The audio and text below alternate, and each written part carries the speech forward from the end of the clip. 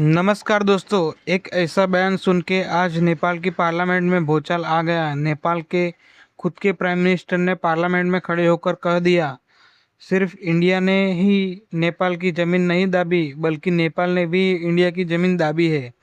ये सुन के नेपाल की ओपोजिशन भावुक हो गई, मीडिया स्टंड हो गई और डिप्लोमेटिक एक्सपर्ट्स के होश उड़ गए। और सबसे इंटरेस्टिंग बात, ये बात कह दी कि बलेंद्र शाह ने, एक रैपर ट्यून्ड पॉलिटिशियन जो अभी नेपाल के नए पीएम हैं। तो आज हम इस पूरे कंट्रोवर्सी को देखेंगे। काला पानी क्या है, लिपू लेक का झगड़ा कब से है और ये पीएम ने ऐसा बोलने की हिम्मत कैसे की। चलो शुरू करते हैं। पहले समझो, बैलेंद्र शाह कोई आम पॉलिटिशियन नहीं है। बैलेंद्र शाह एक 35 साल के रैपर टर्न्ड पॉलिटिशियन है जो नेपाल के मधेश रीजन से आने वाले पहले पीएम है। उनकी पार्टी राष्ट्रीय स्वतंत्रता पार्टी पे मार्च 5 के पार्लियामेंट्री इलेक्शंस में लैंड स्लाइड विक्ट्री हासिल की थी और वो 27 मार्च 2026 को पीएम की कुर्सी पर बैठे। यानी ये बंदा करप्शन और पॉलिटिकल इंस्टेबिलिटी के खिलाफ पब्लिक के गुस्से की लहर पर पीएम बन गया। एक रेबल आउटसाइडर जो सिस्टम के अंदर आ गया। 31 मई 2026 को पार्लियामेंट में अपनी पहली बारी में जवाब देते हुए शाह ने वो बात कह दी नेपाल के किसी पीएम ने आज तक नहीं की। पार्लियामेंट में एक लॉ मेकर के सवाल का जवाब देते हुए शाह ने कहा, प्राइम मिनिस्टर बनने के बाद मुझे पता चला कि सिर्फ इंडिया ने ही नेपाल की ज़मीन नहीं दाबी बल्कि नेपाल ने भी इंडिया की ज़मीन और जगहों पर अपना कब्जा किया है। दोनों पक्षों को बैठ के इस मामले को देखना चाहिए। ये बात सुनो एक बार और। नेपाल के पीएम ने खुद माना कि नेपाल ने इंडिया की जमीन दाबी है। ये पहली बार हुआ है इतिहास में नेपाल के किसी पीएम ने ऐसे खुलेआम खुल्लम खुल्ला बोल दिया। शाह ने ये भी कहा कि लिपुलेख, लिम्पियाधुरा, काला पानी का झगड़ा दोनों देशों के बीच एक सोर पॉइंट है और उन्होंने कॉन्सिलेटरी नोट पर बोलते हुए कहा कि दोनों देशों को हिस्टोरियन, सर्वेयर्स और एक्सपर्ट्स की मदद लेनी चाहिए इस मामले को सुलझाने के लिए। यानी एक तरफ उन्होंने ये बॉम्ब गिराया और दूसरी तरफ पीस की बात भी कर दी। अब ये समझना ज़रूरी है कि ये ज़मीन का झगड़ा आखिर है क्या, क्योंकि बिना बैकग्राउंड के शाह का स्टेटमेंट समझना आसान नहीं होगा। ये पूरा विवाद एक स्ट्रेटेजिकली इम्पोर्टेंट हिमालयन एरिया से जुड़ा हुआ है। नेपाल और चाइना के ट्राइलेटरल जंक्शन के पास है।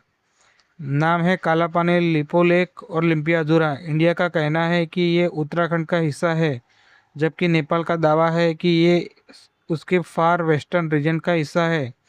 इस झगड़े की जड़ है 1816 की सोगोले ट्रीटी, जो नेपाल और ब्रिटिश ईस्ट इंडिया कंपनी के बीच साइन हुई थी। इस ट्रीटी के अंडर लिम्पियाधुरा, लिपुलेक, काला पानी और सुस्ता की बॉर्डर्स आज भी पूरी तरह डिमार्केट नहीं हुई है। ट्रीटी ट्रीटी ने एक नदियों को बॉर्डर से डिफाइन कर दिया, लेकिन क्लियरली नहीं बताया कि वो नदी यानी काली रिवर शुरू कहाँ से होती है। 1816 में इन रिमोट हिमालयन हाइट्स का कोई साइंटिफिक सर्वे नहीं था। नेपाल का कहना है कि काली रिवर लिम्पियाधुरा से निकलती है। अगर ये माना जाए तो काला पानी, लिपुलेक दोनों नेपाल में आ जाते हैं। इंडिया की बात अलग है। वो एक दूसरी स्ट्रीम को सोर्स मानता है जो काफ़ी ईस्ट में है। इसके हिसाब से वो 372 स्क्वायर किलोमीटर एरिया इंडिया का हो जाता है। करीब 200 साल तक सगोले ट्रीटी के बाद कोई बड़ा बॉर्डर डिस्प्यूट नहीं था, लेकिन 1962 सीनो इंडिया वॉर के बाद इंडिया ने काला पानी में मिलिट्री स्टेशन लगाया। तब से ये झगड़ा बढ़ा। यानी ये एक नदियों के सोर्स का सवाल है और इस सवाल का जवाब दो देशों के बीच 372 स्क्वायर किलोमीटर डिसाइड करता है। जब शाह ने ये बात कही, पार्लियामेंट में हल्ला हो गया। नेपाली कांग्रेस का बशाना थापा और नेपाल की कम्युनिस्ट पार्टी के रमेश मल्ला ने पार्लियामेंट में ही ऑब्जेक्शन उठाया और डिमांड की कि पीएम के ये रिमार्क्स सोशल रिकॉर्ड से हटाया जाए। उन्होंने कहा कि ये तो पीएम एविडेंस पेश करे या अपने स्टेटमेंट वापस ले। पुराने फॉरेन मिनिस्टर प्रदीप गावली ने भी रिपोर्टेडली पीएम से माफ़ी मांगने को कहा।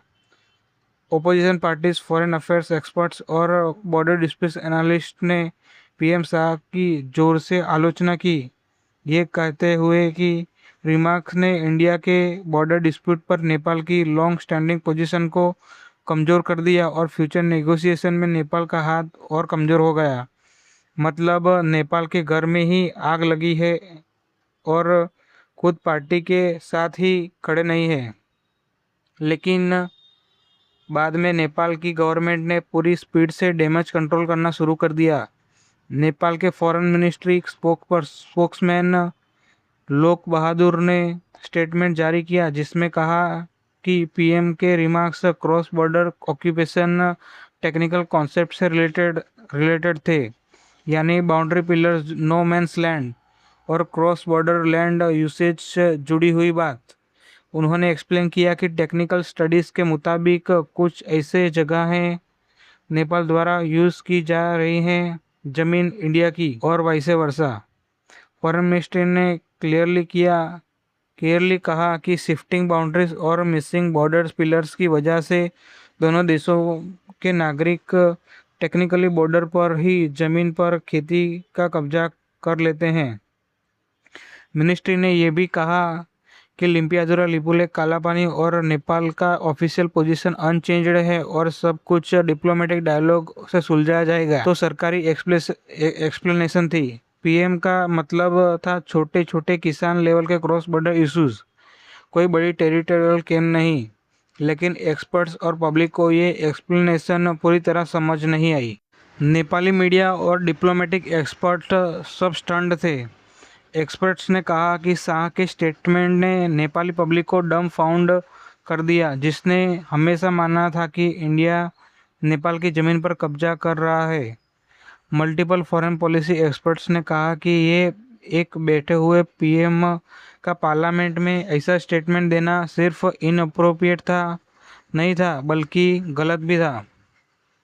नेपाल के पुराने एम्बेसडर टू इंडिया नीलांबरा आचार्य ने कहा कि शाह के पास नेपाल द्वारा इंडिया की टेरिटरी पर कब्जे की कोई इन्फॉर्मेशन नहीं है। उन्होंने ये भी कहा कि इंडिया ने कभी ऑफिशियली नेपाल पर इंडिया टेरिटरी ऑक्यूपाई करने की शिकायत नहीं की, फिर भी हमारे पीएम ने ये इशू उठाया। यानी एक लाइन में कहें तो नेपाल के अपने एक्सपर्ट्स बोल रहे हैं कि पीएम ने बिना सोचे समझे कुछ भी बोल दिया। अब इंडिया की बात करते हैं। अभी तक इंडिया ने शाह के रिमार्क्स पर कोई ऑफिशियल रिस्पांस नहीं दिया, लेकिन कंटेक्स्ट समझना जरूरी है। 30 अप्रैल 2026 को इंडिया ने लिपुलेख पास के जरिए कैलाश मानसरोवर यात्रा रिज्यूम करने का प्लान अनाउंस किया और ये भी बता दिया कि इंडिया और चाइना ने ऑलरेडी अगस्त 2025 में नेपाल से बिना पूछे लिपुलेख को बायलैटरल ट्रेड के लिए ओपन कर दिया था। नेपाल ने तुरंत डिप्लोमेटिक नोट्स भेजे दोनों देशों को और कहा कि लिम्पियाजुरा लिपुलेख कालापानी 1816 सगोली ट्रीटी के मुताबिक नेपाल का इंटीग्रल हिस्सा है। इंडिया ने नेपाल की ऑब्जेक्शन को यूनिलेटरल आर्टिफिशियल इनलार्जमेंट कह के डिसमिस कर दिया और नेपाल के क्लेम्स को अनटेनेबल करार दिया। तो ये पूरा कंटेक्स्ट था जब शाह ने पार्लियामेंट में बोला। घर में भी प्रेशर था, बाहर से भी प्रेशर था और इस प्रेशर में उनका वो कंट्रोवर्शियल बयान निकल गया। तो अब सवाल ये है, बुलंद शाह का ये बयान गलती था या सोच समझकर उठाया गया कदम? एक एंगल ये भी है, वो एक रैपर पॉलिटिशियन है, सिस्टम के बाहर से आए हैं और उन्होंने बिना डिप्लोमेटिक फिल्टर के वो बोल दिया जो शायद डिप्लोमेटिकली सही नहीं था, लेकिन फैक्चुअली कुछ हिस्सा सच था, क्योंकि नो मैंस लैंड में क्रॉस बॉर्डर ऑक्यूपेशन का इशू दोनों तरफ एग्जिस्ट करता है। दूसरा एंगल ये भी है कि किसी पीएम के लिए पार्लियामेंट में ये कहना कि हमने भी उनकी ज़मीन दाबी है, ये एक मैसिव ब्लंडर है। ये अपने देश की डिप्लोमेटिक पोजीशन को नुकसान पहुंचाता है। जो भी हो, एक बात तो तय है, ये बयान नेपाल के किसी भी पीएम तरफ से पहली बार आया है और इसने एक बार फिर कालापानी लिपुलेख और लिम्पियाधुरा के डिकेड पुराने विवाद को वर्ल्ड हेडलाइंस में ला दिया। इंडिया नेपाल रिलेशंस का ये नया चैप्टर काफ़ी इंटरेस्टिंग होने वाला है।